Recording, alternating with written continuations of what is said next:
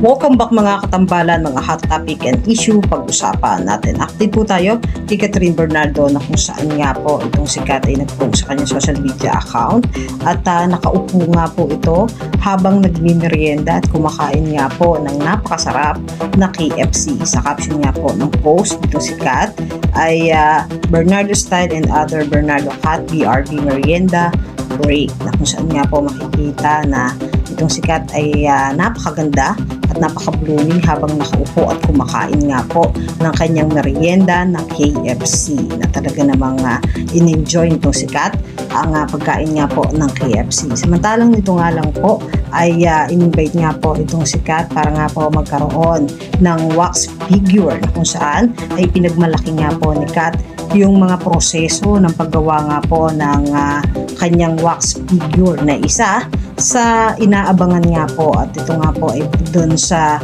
pag-invite sa kanya ng Madam Tussain na talaga namang ipinakita yung ginawa ng proseso ng paggawa ng figure wax nitong si Catherine, at ibinahagi naman ni Kat yung ilang mga photos at interview niya doon sa kanyang social media account, kung saan ay talaga napakabusisi ng paggawa ng wax figure, at excited na rin itong si Kat na makita nga po yung outcome ng kanyang wax figure. At sinabi nga ni Kat na malaking privilege para sa kanya ang magkaroon ng wax figure, pati na rin contribution itong si Kat para nga po sa entertainment industry, na talaga namang napakagaling at napakahusay itong si Catherine sa pag-arte. Yan po yung mga update natin ngayon kay Kat. Kayo mga katambalan, ano masasabi nyo? Mag-comment lang sa comment section at pag-usapan natin. Yan ang mga hot topic and issue dito lamang sa Tambalang JK.